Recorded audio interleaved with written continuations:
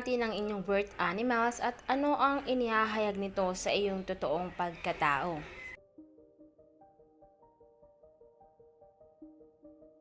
Number 1. Dog. Dog ang inyong birth animals kung kayo ay ipinanganak ng January 1 to 9, April 1 to 3, June 15 to 20, July 10 to 15, September 28 to 30, and December 1 to 16. Gaya ng matalik na kaibigan ng tao, ikaw ay incredibly loyal at dedicated na tao. Kapag hinayaan mo ang isang tao na pumasok sa iyong inner circle, you commit na naroroon ka para sa kanila sa anumang bagay na sinasabi, not just anyone worth your time. Ang iyong paligid ay hindi malaki, ngunit nakatuon ka sa kalidad kaysa sa dami. Ikaw ay isang incredibly hard worker at hindi ka natatakot na madumihan ang mga kamay kapag gusto mo ang isang bagay. Mayroon kang isang malinaw na hangarin at hindi ka titigil sa wala upang makamit ang mga ito. Number 2, mouse. Mouse ang iyong birth animal kung ikaw ay ipinanganak ng January 10 to 24, March 16 to 23, April 15 to 26, June 1 to 3, July 1 to 9, and August 16 to 25. Inaakit mo ang mga tao sa iyo na naaakit sa iyong nakakatawa, mapaglaro at pagiging maharot na katangian. Ang kailangan lamang ay isang mabilis na sulyap sa mata at masasabi ng lahat na you are not good. Ikaw ang troublemaker sa inyong grupo ng magkakaibigan and you keep up day by day. Hindi alam ng iyong mga kaibigan kung ano ang aasahan nila mula sa iyo, ngunit iyon ang nagpapasaya sa iyo upang magpatuloy. You put on a resilient at solidong panlabas. Pero sa mga taong talagang nakakakilala sa iyo, alam na mayroong isang sensitibo at mahinang tao sa loob. Lion. Lion ang iyong birth animal kung ikaw ay ipinanganak ng January 25 to 31, March 13 to 15, May 2 to 31, and November 1 to 16. Delightful at confident. Iginagalang ka ng lahat na nakakasalubong mo mula sa ikalawang pagpasok mo sa silid.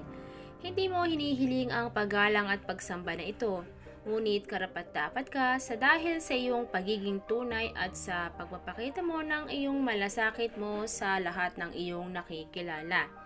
Tunay mong ipinapahayag ang pag-ibig sa pang-araw-araw na batayan nang hindi ka natatakot na ibunyag ang mas softer na bahagi ng iyong pagkatao. Number 4, cat. Kung ikaw ay pinanganak ng February 1 to 5, March 24 to 31, June 25 to 30, July 27 to 31, September 15 to 27, and November 17 to 30, cat ang iyong birth animals. Mahiyain ka, tahimik at mahiwaga. Nahihirapan ang mga tao na hindi kabilang sa iyong circle of friends na matukoy kung sino ka talaga. Karaniwan na ikaw ay generally in charge sa iyong damdamin. May kakayahang i-manage ang lahat ng inaalok sa iyo ng buhay ng kalmado at maalwan. Gayunpaman, kung ang isang tao ay tinutulak ka ng malayo, mag-ingat ka. Meron kang isang natatanging pangitain sa mundo sa paligid mo na makikita sa paraang ipinapakita mo ang iyong sarili. Mula sa pag-aayos ng iyong buhok at pagpapaganda hanggang sa mga damit ng iyong pinili, hindi ka natatakot na maging ikaw. 5. Dove. Dove ang animal birth mo kung ikaw ay ipinanganak sa mga petsang ito. Hindi nakakagulat na ang dove ay nauugnay sa mga nagdadala ng kaligayahan, kagalakan at kapayapaan sa mundo na kanilang tinitirhan. Ikaw ang taong nagpapaliwanag ng silid sa pamamagitan lamang ng pagpasok mo. Nagdadala ng isang ngiti sa mukha ng lahat ng tao na nakakatagpo mo. Naniniwala ka rin sa pagiging patas at pagkakapantay-pantay. Ikaw rin ay isang tunay na romantiko. Inilalagay ang puso sa iyong mga kamay and you fall in love hard and fast. Number 6. Turtle ang animal birth mo kung ikaw ay ipinanganak sa mga petsang ito. Ang pagong ang imahe ng katatagan at seguridad, ang mga taong totoong swerte sa pagkakaroon ng isang pagong sa kanilang buhay. Alam na maaari silang palaging umasa sa iyo. Tinatrato mo ang iyong mga kaibigan at pamilya na may incredible na paggalang.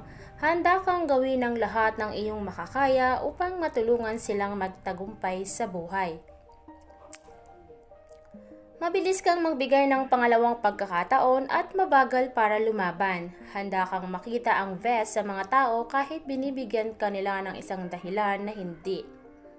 Sa kadahilanang ito, madalas mong nasasaktan ng iyong sarili ng mga taong hindi talagang karapat-dapat sa iyong pagmamahal at pag-ibig. Number 7. Panther ang iyong birth animal kung ikaw ay ipinanganak sa mga petsang ito.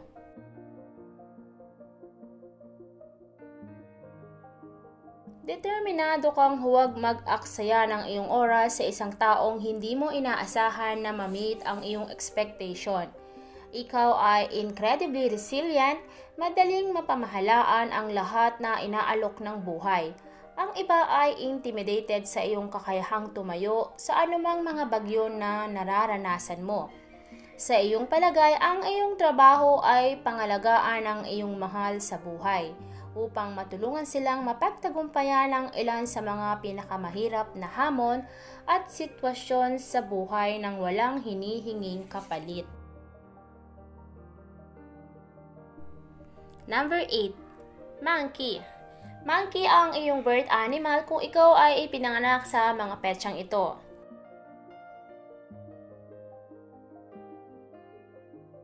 Bilang may birth animal na monkey, sa pamamagitan ng incredibly high energy, palagi kang nasa walang katapusang paggalaw. Ang iba ay napapagod sa pamamagitan lamang ng pagtingin sa iyo, hayaan mong subukang mapanatili ang iyong abalang schedule. Hindi ka masyadong nagpaplano ng gaano ng maaga, mas gusto mong sumabay sa agos ng buhay. Pinapayagan ka nitong maging flexible at madaling umangkop sa anumang sitwasyon na maaari mong makatagpo. Namumuhay ka sa isang napakasimpleng buhay. Mas gusto mong mag-focus sa mga karanasan kaysa sa mga distraction mula sa mga material na bagay. Nagbibigay ito sa iyo ng tunay na kaligayahan sa iyong buhay.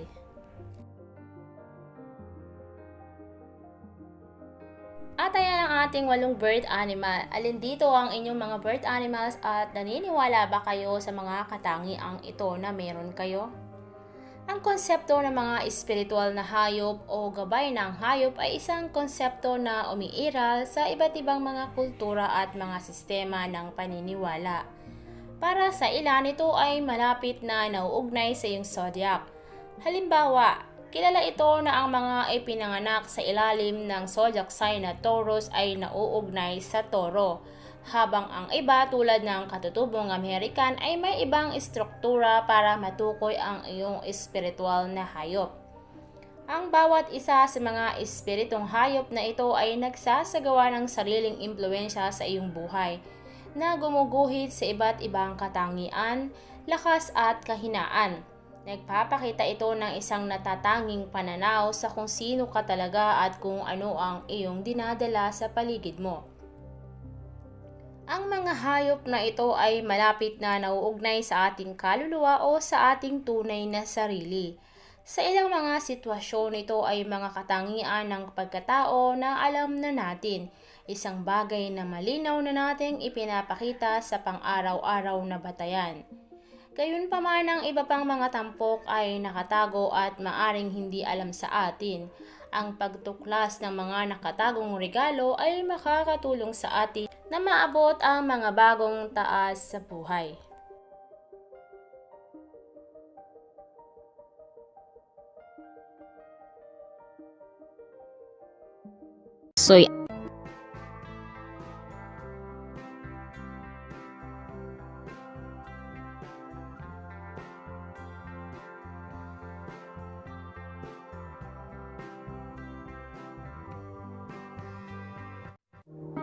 Ang dati ang aking buhay ay kulang sa sigla.